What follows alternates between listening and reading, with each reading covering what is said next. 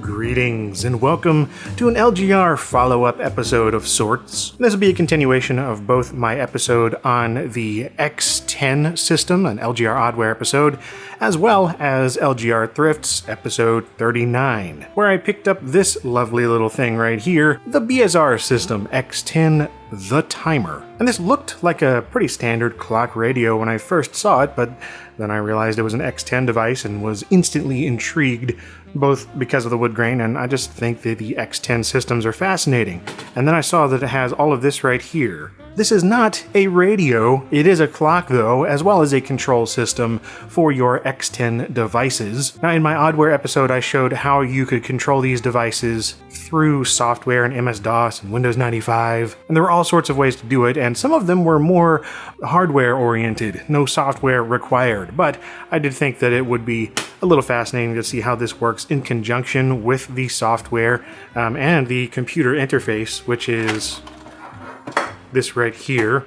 Again, I'd refer you to my LGR Oddware episode where I talked about the history of this, what it can do, and all the functionality of the MS-DOS and Windows 9X versions of this thing. I think it's super fascinating, but the gist of it is that these are devices that allow you to control lights and appliances and all sorts of devices around your house through these interfaces, and it goes through your power lines in your house, just the wiring that you already have. No need to really do much setup at all, really. Yeah, this device in particular is what we're going to be checking out today.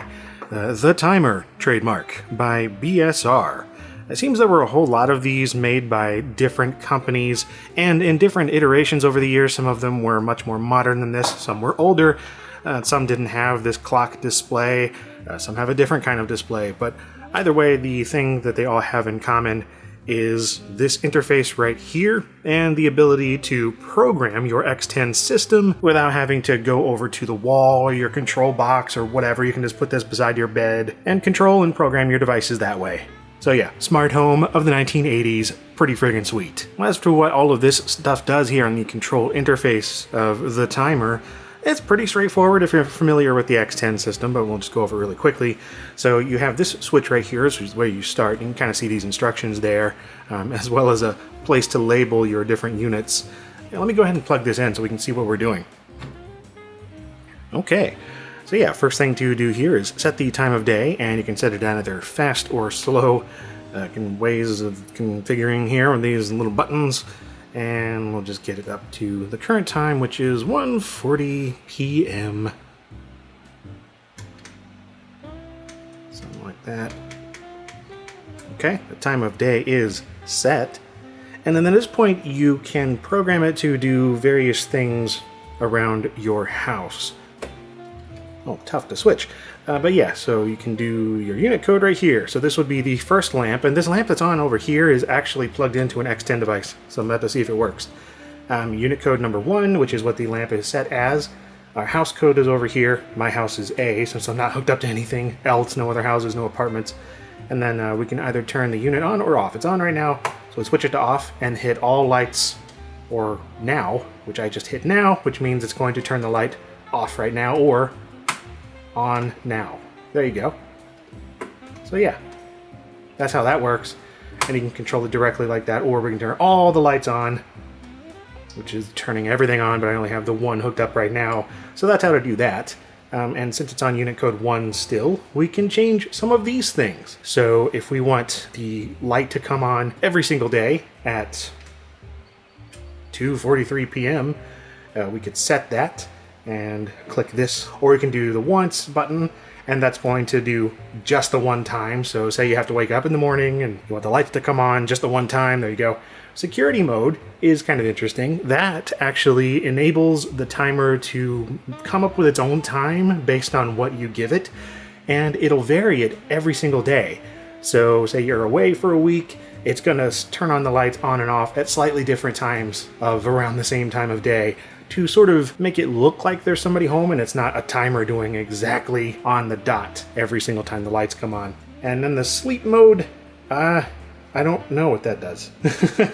Oh hey, it's future LGR here while I'm editing this video. Turns out the sleep mode, that works a lot like the sleep option seen on so many TVs back then, so if you enable that, you can set a timer and it'll turn off your lights after that runs out and you've presumably fallen asleep. No need to alter your other daily lighting routines. And yeah, back to me, because there's more stuff to see, aw yee. Like the only other option we haven't talked about is this right here, which just makes the light, the display dimmer, which is kind of nice if you're in a dark room. Oh yeah, it also has a battery over here. I thought that was kind of neat. There's a tray there we can put 4 AA batteries in, and then it's just going to make sure that it keeps your settings even if your power goes out.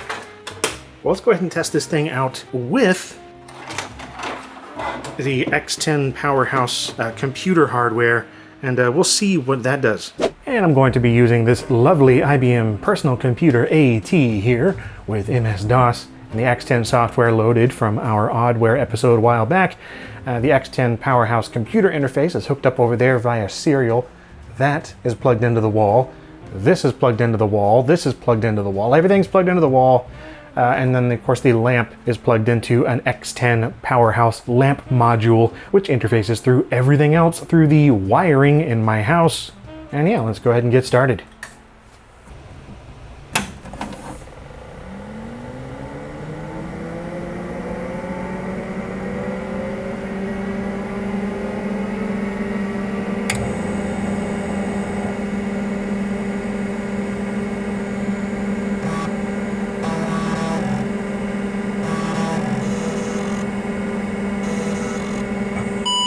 The time is a little off on my computer. I wonder if that'll make a difference if I set the timer here, and I don't know. All right, here, well, it looks like we can just set the time on here as well. I'm gonna set this to the same as this clock down here. Neat. So this is the X10 Powerhouse interface, the 1986 version for DOS, and we can control the light through the computer interface as well. There we go, and that made that do its thing. We got the dimmer if we want to do the dimmer. Our light is now dim. I mean, it's kind of redundant to use both the program and the timer because the program is doing all the stuff that the timer could do just through software. So that's why I'm kind of curious if it will conflict or if it'll just work together and whichever one comes second will do its thing. I'm assuming it'll just work together just fine. I mean, I don't see why not. So let me go ahead and set a timer over here. So I'm gonna tell it to have this light turn off at 1:59.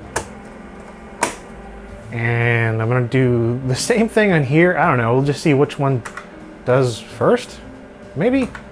Or we'll set the dimmer. We'll set the dimmer at 60% today at 1:59. All right, well, we'll see if that does that, because this one is a little bit faster than this one is set at the moment. So that just now turned to 1:58, that was already there.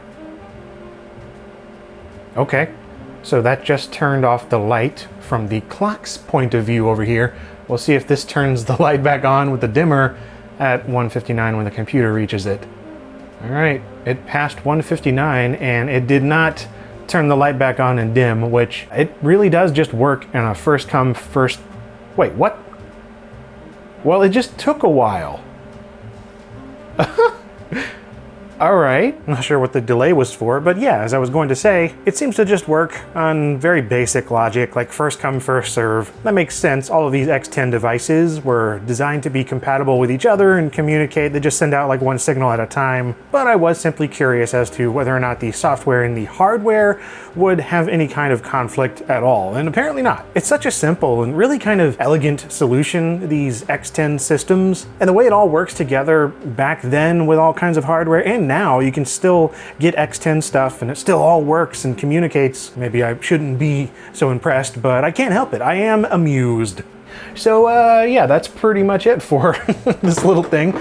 Just a simpler video today because, I don't know, I figured why not? As soon as I saw the timer at Goodwill, I just had to have it. Not only was it wood grain clad, but it was an X10 device that does X10 device things, and I just like these. And I hope that you enjoyed watching me mess around with the stuff. And if you did like this, then I very much recommend my Powerhouse X10 Oddware episode that is much more involved as far as showing what all of these kind of devices came with, more of what they could do, a voice-controlled interface called HAL. It's just a lot of fun, I think. So check that out if you were intrigued by what you saw here. And as always, thank you very much for watching.